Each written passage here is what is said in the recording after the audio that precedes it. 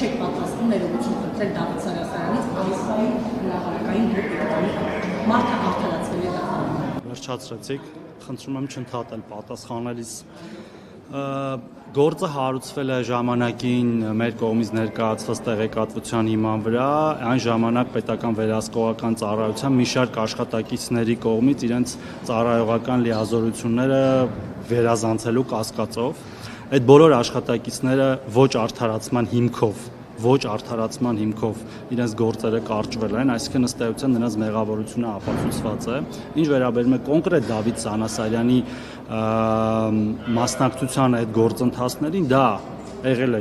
իրավապահ մարմինների գնահատականի հարցը, ոչ Արսեն Թորոսյանը, ոչ որևէ ցուցմունք տվող անձ այդտեղ որևէ լիազորություն չունի եւ իրավապահ մարմիններն են որոշում այս կամ այն անձին մեղադրանք առաջադրեն, թե չառաջադրեն։ Դատարանն էլ որոշում է արդարացնել, թե մեղավոր ճանաչել եւ դատարանի վճիռը մեր բոլորի համար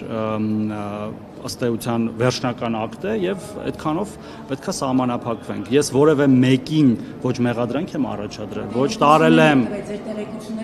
Ուրեմն ես չեմ շարունակում, որտեղ դուք ընդհատեցիք ձեր տեղեկություններն են սուտ, իմ ոչ մի տեղեկություն սուտ չի եղել։